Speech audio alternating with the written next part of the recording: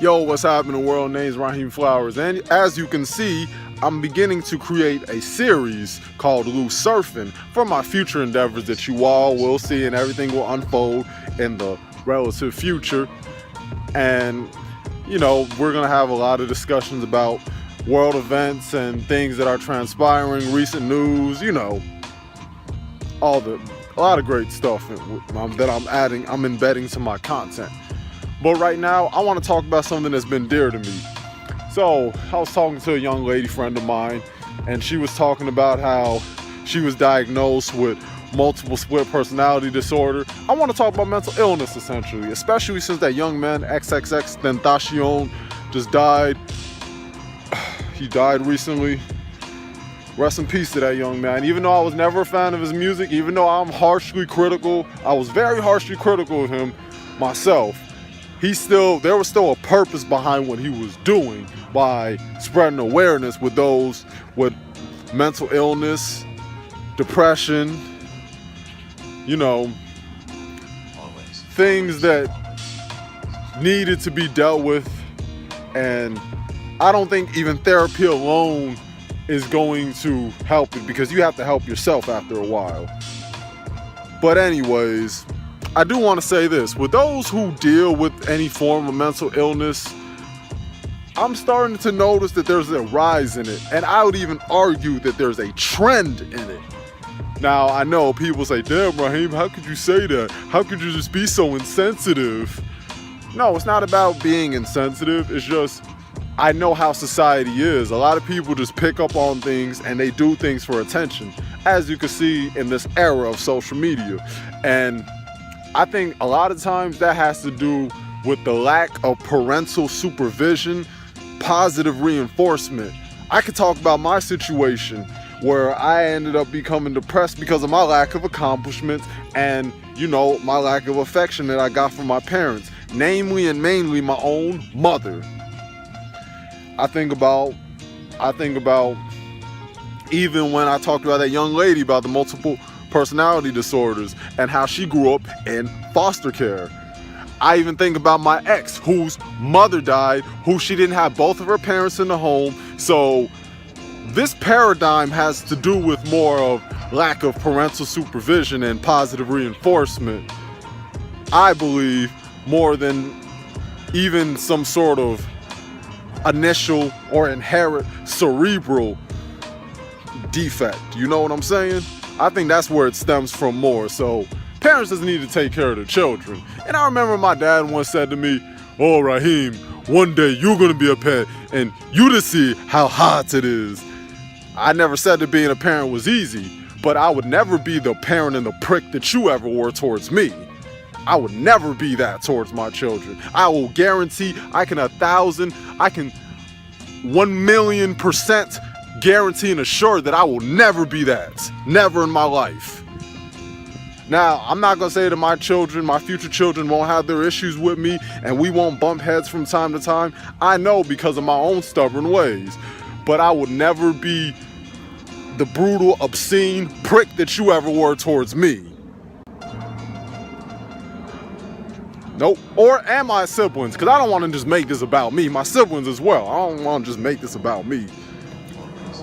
But yeah, I even remember watching Big Think. If you all are familiar with that channel and their content, and it was a British dude out there who was talking about depression, and he said that a lot of it stemmed from the lack of accomplishment and success. And you know, that does play a role in people's worth, depending on how much you've accomplished, whether it's the amount of money that you attained, whether it's the amount of girls. Like, I can even use myself as an example. Dropped out of college at 21 years old. I never even had a job for 2 whole years in my life as of right now. And I get constantly turned down by females that it would put that boy Elliot Rodgers to shame. Hell, I even remember watching a video by a man named Macario Fan.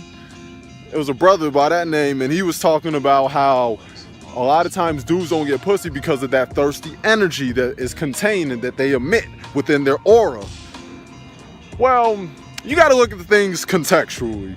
Like for me, I have not been in the social settings and I have not genuinely been exposed to women for 5 years. And then you have to let that sink in.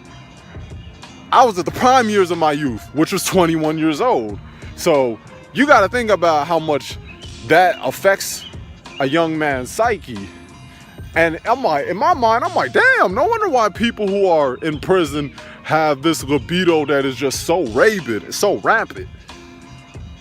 But even then, I still show a form of restraint, considering my circumstance, and considering my high sex drive.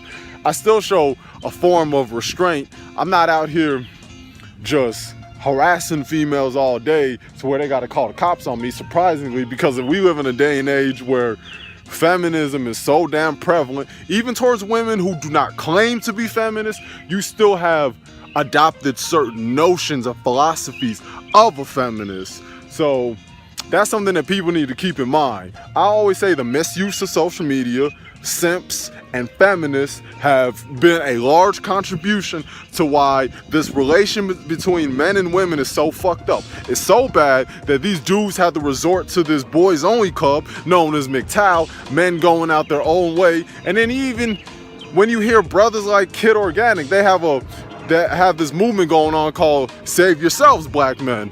I mean, understandably so, because the way that women, and unfortunately especially black women, carry themselves in this day and age. So if we would communicate more effectively, if we respected ourselves and each other more often, things wouldn't be so fucked up. It even made me think about an episode on Kids Next Door where there was like this gender war going on. I'm like, damn. And you see it today. But yeah, going back to the mental illness, I think it just boils down to parents, be in your children's life, and at the best of your ability, be a constructive, positive figure. Don't be somebody who's negligent. Don't be somebody who's a tyrant. Don't be somebody who just wants to selectively be a parent whenever they feel like being a parent. Be there and be consistent. Just like, you know, a fellow Belizean of mine said, shine to the Breakfast Club years back. It's about being consistent. You ain't got to be perfect, but you got to be consistent in what you say, what you do / believe in. So that's how I'm going to end off this video, everybody. Peace out.